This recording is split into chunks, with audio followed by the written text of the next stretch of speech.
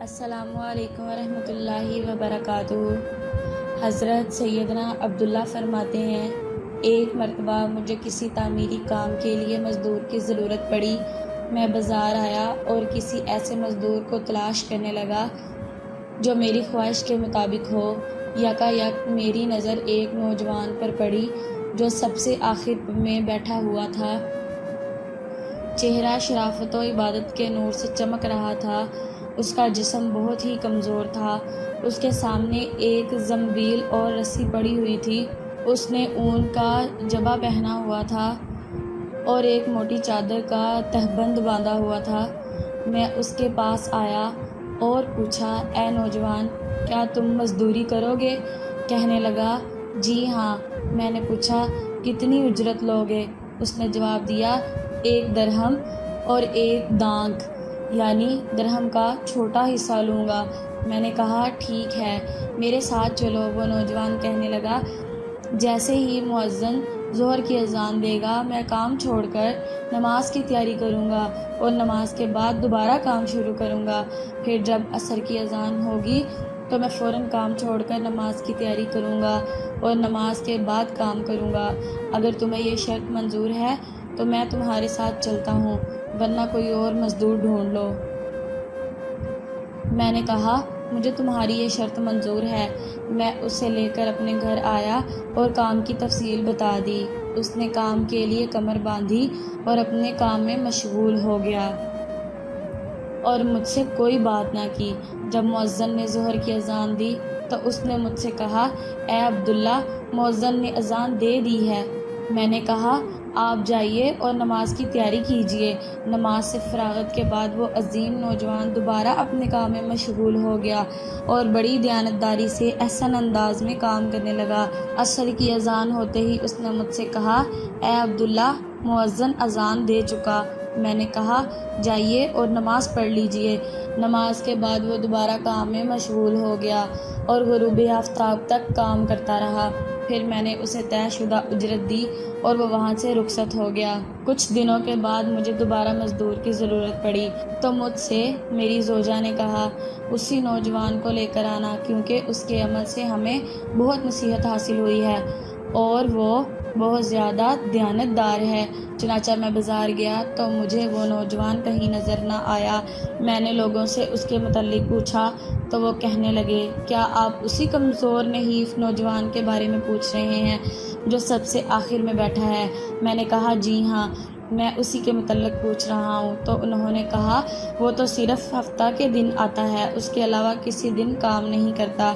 یہ سن کر میں واپس آ گیا اور ہفتے کا انتظار کرنے لگا۔ پھر بروز ہفتہ میں دوبارہ بازار گیا تو میں نے اس پرکشش و عظیم نوجوان کو اسی جگہ موجود پایا۔ میں اس کے پاس گیا اور اس سے پوچھا، کیا تم مزدوری کرو گے؟ اس نے کہا، جی ہاں، لیکن میری وہی شرائط ہوں گی جو میں نے پہلے بتائی تھیں۔ میں نے کہا، مجھے منظور ہے، تم میرے ساتھ چلو۔ وہ میرے ساتھ میرے گھر آیا اور میں نے اسے کام کی تفصیل بتا دی۔ وہ بڑی دیانتداری سے پہلے کی طرح کام کرتا رہا اور اس نے کئی مزدوروں جتنا کام کیا۔ شام کو میں نے اسے طے شدہ اجرت سے زیادہ رقم دینا چاہی تو اس نے زائد رقم لینے سے انکار کر دیا۔ میں نے بہت اصرار کیا مگر وہ نہ مانا اور اجرت لیے بغیر ہی وہاں سے جانے لگا۔ مجھے اس بات سے بڑا رنج ہوا کہ وہ بغیر اجرت لیے ہی جا رہا ہے۔ میں نے اس کا پیچھا کیا اور بسط عاجزی سے اسے اجرت دی۔ اس نے زائد رقم واپس کر دی اور طے شدہ مزدوری لے کر وہاں سے روانہ ہو گیا۔ کچھ دنوں کے بعد جب دوبارہ ہمیں مزدور کی ضرورت پڑی تو میں ہفتہ کے دن بازار گیا اور اسی نوجوان کو تلاش کرنے لگا، لیکن وہ مجھے کہیں نظر نہ آیا۔ میں نے اس کے متعلق پوچھا تو لوگوں نے بتایا کہ وہ ہفتے میں صرف 1 دن کام کرتا ہے اور مزدوری 1 درہم اور 1 دانگ یعنی درہم کا چھوٹا حصہ اجرت لیتا ہے۔ وہ روزانہ 1 دانگ اپنے استعمال میں لاتا ہے۔ آج وہ بیمار تھا اسی لیے نہیں آیا۔ میں نے پوچھا، وہ کہاں رہتا ہے؟ لوگوں نے بتایا، فلاں مقام میں رہتا ہے۔ میں وہاں پہنچا تو وہ ایک بڑھیا کے مکان میں موجود تھا۔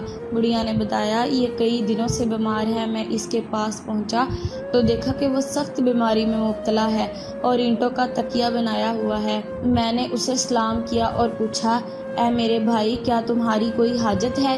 کہنے لگا جی ہاں، مجھے تم سے ایک ضروری کام ہے، کیا تم اسے پورا کرو گے؟ میں نے کہا انشاءاللہ عز و جل میں تمہارا کام ضرور پورا کروں گا، بتاؤ کیا کام ہے؟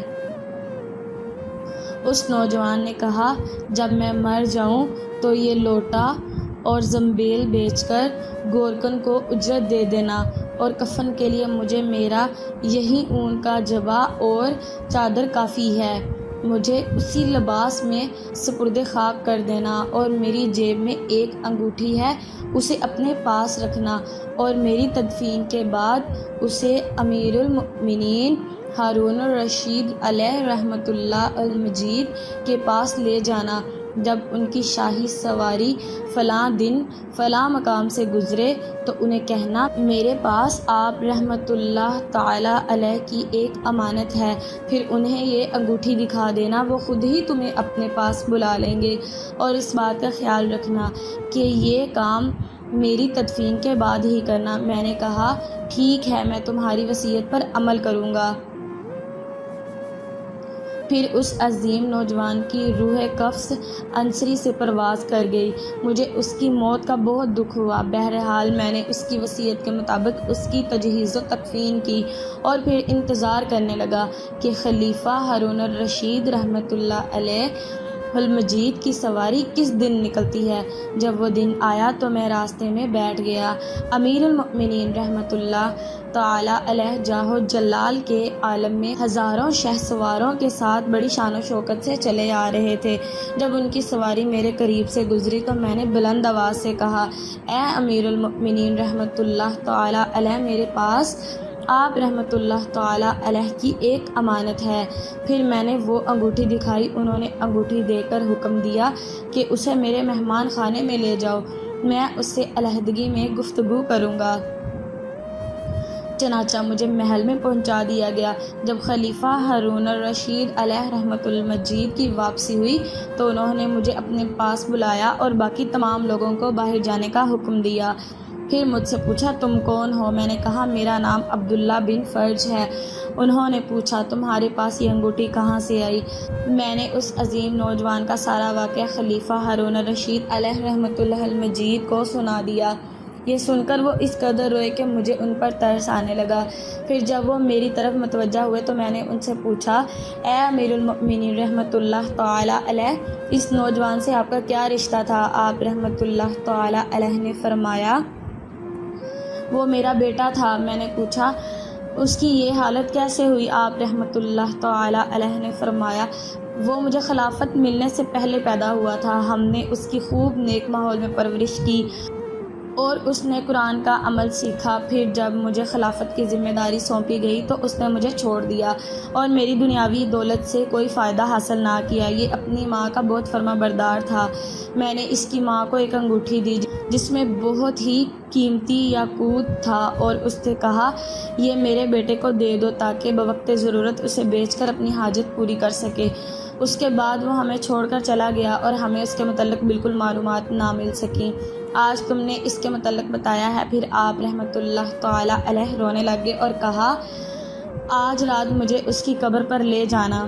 جب رات ہوئی اور ہم دونوں اس کی قبر پر پہنچے تو خلیفہ ہارون الرشید علیہ رحمۃ اللہ مجید اس کی قبر کے پاس بیٹھ گئے اور زار و قطار رونا شروع کر دیا اور ساری رات روتے روتے گزار دی۔ جب صبح ہوئی تو ہم وہاں سے واپس آ گئے۔ آپ رحمۃ اللہ تعالی علیہ مجھ سے فرمانے لگے تم روزانہ رات کے وقت میرے پاس آیا کرو، ہم دونوں اس کی قبر پر آیا کریں گے۔ چنانچہ میں ہر رات ان کے پاس جاتا، وہ میرے ساتھ قبر پر آتے اور رونا شروع کر دیتے، پھر واپس چلے جاتے۔ حضرت سیدنا عبداللہ رحمۃ اللہ تعالی علیہ فرماتے ہیں مجھے معلوم نہیں تھا کہ وہ نوجوان خلیفۃ المسلمین ہارون الرشید علیہ رحمۃ اللہ المجید کا شہزادہ تھا۔ مجھے تو اس وقت معلوم ہوا جب خود امیر المؤمنین رحمۃ اللہ تعالی علیہ نے بتایا کہ وہ میرا بیٹا تھا۔ اللہ عز و جل کی ان پر رحمت ہو اور ان کے صدقے ہماری بھی مغفرت ہو، آمین ثم آمین۔ ناظرین، امید ہے آپ کو یہ قصہ اچھا لگا ہوگا۔ اگر ویڈیو اچھی لگی ہو تو لائک لازمی کرنا اور چینل کو لازمی سبسکرائب کرنا۔ شکریہ۔